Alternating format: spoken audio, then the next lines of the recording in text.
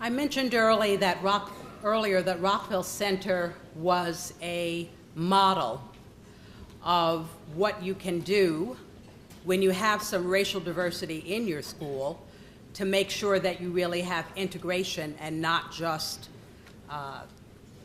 diverse students being in very different places and receiving very different instruction.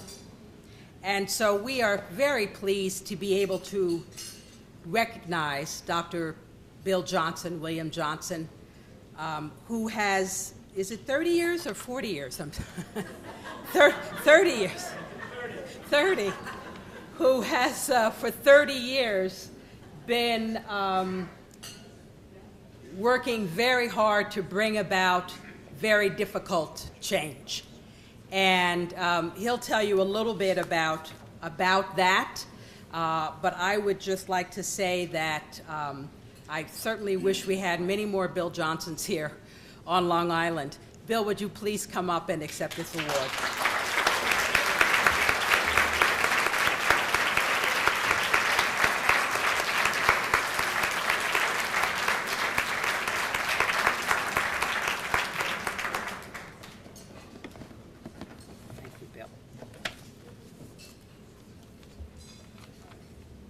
Good God, I hate to be last.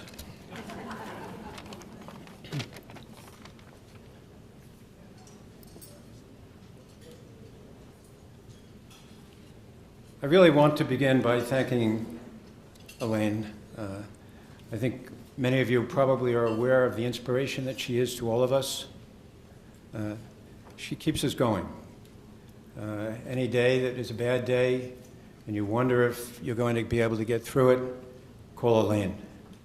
She will be a spiritual voice that will raise you up and help you move ahead with whatever the task is that you have at hand. So it is a great honor for me to be selected by somebody that I consider to be a real mentor to all of us here in this room, Elaine Gross. So thank you very much, Elaine.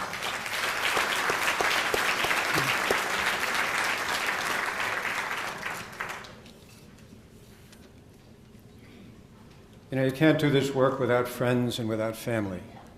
My family is with me tonight, my wife and my two sons, and my two closest friends who have shared all of the good times and the difficult times. The work in Rockville Center didn't begin in Rockville Center. It began in Bridgeport, Connecticut in 1967.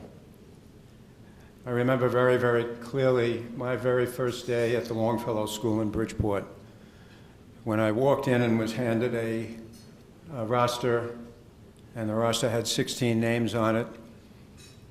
Most of them were minority students. All of them had been identified as mentally retarded. And I was told that I could go to the classroom on the second floor. This was a group of middle and high school kids, and I was in an elementary building. I was told that everything that I ever needed to work with these kids was up in my classroom in the closets. I was given a key, went to the room, opened each closet, and as I went from closet to closet, I was absolutely dumbfounded by the fact that these kids, for the last 3 years, had spent their lives making nothing more than potholders. I knew at that moment that my life's work was equity. There was no way in hell that I could allow this to continue in the world in which we live. And in all honesty, the equity issue which began in my life in 1967 continues today.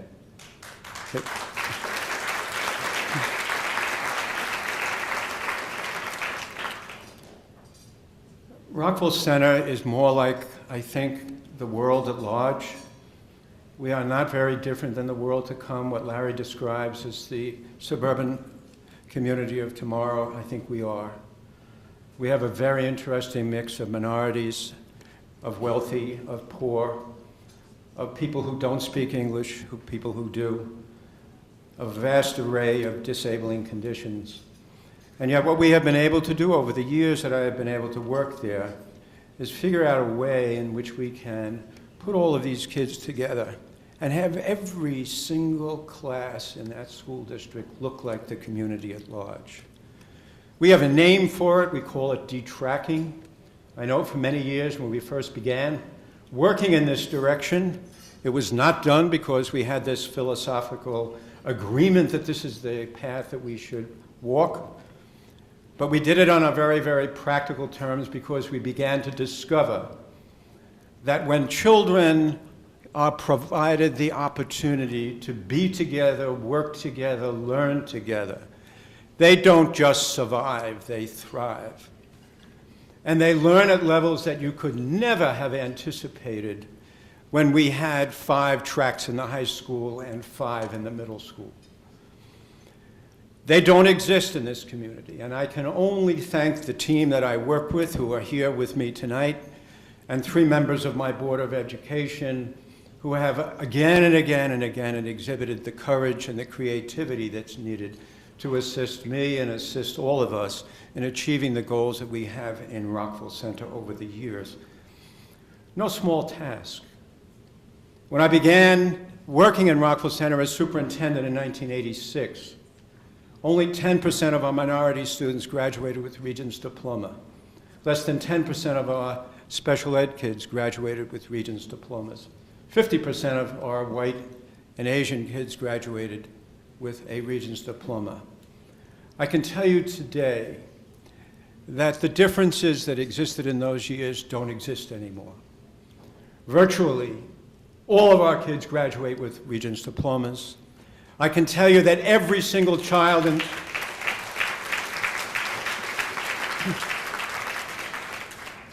the Rockville Centre schools is enrolled, and I know not all of you know what it is, in a college-level course, an IB course. It was a dream. It was a dream.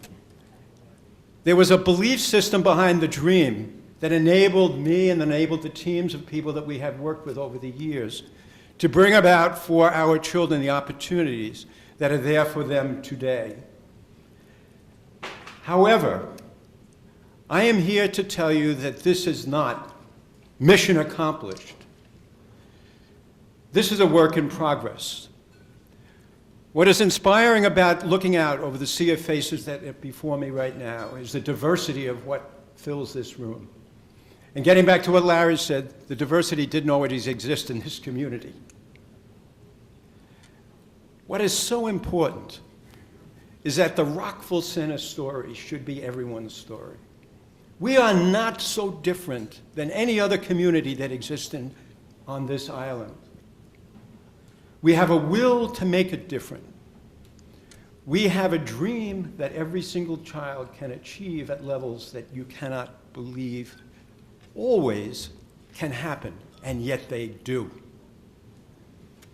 And I'm here as a voice to all of you that if you have that dream, and if you have that belief, and I am absolutely convinced that you all do, each person in this room can make the difference tomorrow to make your children, your community, my school district, my community, a better place to live. I want to be, for you, a beacon of hope. We're a story, yes, we are. But we are also an example of things that you can do. And on that note, I want to say very humbly that it is not about me, it is about we. Tomorrow is going to be made not by me, it's going to be made by we. And it's your dream, your commitment, our dream, our commitment, that's going to make the children of Rockville Centre better, and the children of every single school and school district in which you live better.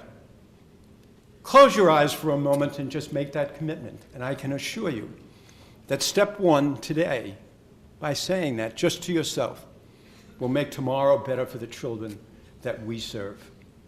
So thank you all for recognizing Rockville Centre. Thank you, Elaine, for allowing me the opportunity to share our story with all of us. It should be all our story, not just Rockville Centre's. Thank you all, and God bless. Thank you.